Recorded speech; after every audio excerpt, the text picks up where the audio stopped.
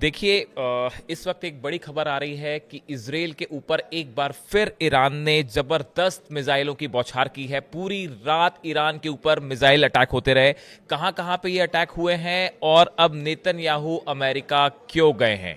देखिए एक जैसा एक्सपर्ट्स की राय है, हमने देखा आज 9th डे है इस वॉर का और 9वें दिन जो एक्सपर्ट्स बता रहे हैं कि अब ईरान इस युद्ध में लीड बना चुका है। यानी आप अगर सरल शब्दों में कहें तो अब ईरान इजराइल पर भारी पड़ रहा है और शायद यही वजह है कि नेतन्याहू को भागकर जो है फौरन अमेरिका जाना पड़ा है।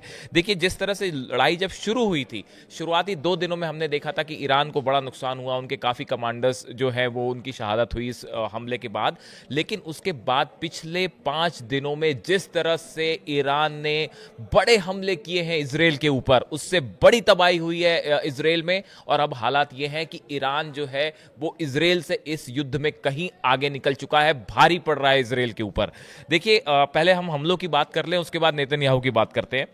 कल जैसा बताया जा रहा है कि तेल अवीव पर एक बार फिर ईरान ने अपनी सुपरसोनिक मिसाइल से अटैक किया है। अब देखिए जो मिसाइल्स हमले हो रहे हैं, कल हमने अपने वीडियो में बताया था कि वो फतेह मिसाइल से हो रहे हैं, गदर से हो रहे हैं।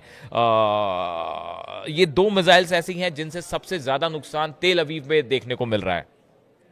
इसके अलावा देखिए आईडीएफ की तरफ से कहा गया है कि जो इजराइल का अजोर शहर है वहां पे करीब 20 बैलिस्टिक मिसाइल से हमला किया है ईरान ने पिछले 24 घंटे के अंदर, और इससे इस शहर में जो है बड़ी तबाही हुई है। और एक बड़ी गौर करने वाली बात जो निकल के सामने आई है वो ये है कि ऐसा आईडीएफ का, इजरायली सेना का कहना है कि ईरान की तरफ से जो मिसाइल्स अजोर पर गिरी हैं इनमें जो वॉरहेड्स थे ये क्लस्टर बम की तरह थे। मतलब ये कह रही हैं इजराइल की फोर्सेस ये कह रही है कि अजोर में जो बड़ा नुकसान हुआ है इजराइल को ईरान की मिसाइल से, उसकी एक बड़ी वजह ये थी कि जो मिसाइल थी उस मिसाइल के ऊपर क्लस्टर बम को वॉरहेड की तरह लगाया गया था। अब ये क्लस्टर बम क्या होता है आपको ये समझना पड़ेगा कि कैसे इससे नुकसान होता है। कि अगर आपने किसी मिसाइल के ऊपर या किसी ड्रोन से अगर क्लस्टर बम लॉन्च कर दिया, एक क्लस्टर बम के अंदर एक बड़ा सा बम, आप आसान भाषा में समझिए, उसमें कई छोटे छोटे बम होते हैं जिनकी संख्या 100 तक हो सकती है। और जमीन से कुछ ही ऊपर जैसे ही ये मिसाइल ब्लास्ट करता है, ये छोटे छोटे बम अलग दिशा में जाके ब्लास्ट करते हैं। और कई बार तो ये होता है कि ये बम फटते नहीं है और कई दिनों तक जमीन में दबे रहेंगे और कई दिनों बाद इसमें ब्लास्ट हो जाएगा, इसलिए इनको ढूंढ के निकालना भी मुश्किल होता है। आईडीएफ की तरफ से कहा गया है कि अजोर में जो ब्लास्ट हुआ उसमें करीब 8 किलोमीटर के दायरे में ये क्लस्टर बम्स से अटैक किया है ईरान ने। इससे बड़ी तबाही हुई है, कई घरों में आग लगी, काफ़ी सारे लोग इससे इंजर्ड हुए हैं। अब जो ईरान की मिसाइल से जो बम गिरे हैं अजोर में, अब इनको खोजने का काम आईडीएफ कर रही है, जो कि बेहद मुश्किल साबित हो रहा है और इसमें ये काफ़ी टाइम टेकिंग भी होता है। तो देखिए एक तो तेल अवीव पे हमला हो गया, दूसरा जो है अजोर में ज़बरदस्त तबाही हुई है। एक बार फिर से बीरशेबा की बात करें, बीरशेबा से अब और तस्वीरें सामने आ रही हैं। कल हमने देखा था कि किस तरह से बीरशेबा पे बड़ा हाइपरसोनिक मिसाइल से अटैक किया था इसराइल ने, और उसके बाद जो है वहाँ पे आग की तस्वीरें दिखाई दी, कई घरों में बिल्डिंग्स में डैमेज हुआ, उसकी तस्वीरें सामने आई। अब और कुछ तस्वीरें सामने आई हैं जिससे ये अंदाज लग रहा है कि बीरशेबा में जो है बहुत बड़ा हमला हुआ है ईरान का, और इसको जो है एक बार फिर आयरन डोम जो है पूरी तरह से फेल हुआ रोकने में। पूरे इजराइल में देखिए सायरन बज रहे हैं अलग अलग शहरों में, और स्कूल बंद है, कॉलेज बंद है, ऑफिस बंद है, पूरा इजराइल इस समय रुका हुआ है। कई सालों बाद आप ये समझिए कि शायद पहली बार ये कह सकते हैं कि इजराइल में इतना बड़ा पैनिक है। अब देखिए जैसे ही ये पिछले 5 दिनों में ये बात तो तय है कि ये युद्ध अब पलट चुका है। ये ईरान जो है वो इजराइल पे भारी पड़ रहा है। इजराइल की तरफ से भी लगातार हमले हो रहे हैं, F-16 F-35 ईरान पर हमला कर रहे हैं, वहां भी तबाही हुई है। लेकिन अब इसमें दो मत नहीं है कि जो तबाही इजराइल को हुई है उससे ईरान जो है वो अब इस युद्ध को जीतने लगा है। इसी बीच अब साफ खबर आती है कि नेतन्याहू जो हैं वो पहुंच गए हैं अमेरिका, और उन्होंने जेडी वेंस उपराष्ट्रपति हैं उनसे मुलाकात की है, ट्रंप एडमिनिस्ट्रेशन के लोगों से मुलाकात की है, ट्रंप से भी अभी उनकी मुलाकात होनी है। अब साहब बात यह है कि आखिर एक वॉर के बीच में, वॉर चल रहा है, इतने बड़े हमले हो रहे हैं, नेतन्याहू को अमेरिका जाने की क्या जरूरत पड़ गई? उसकी 2 वजह समझिए।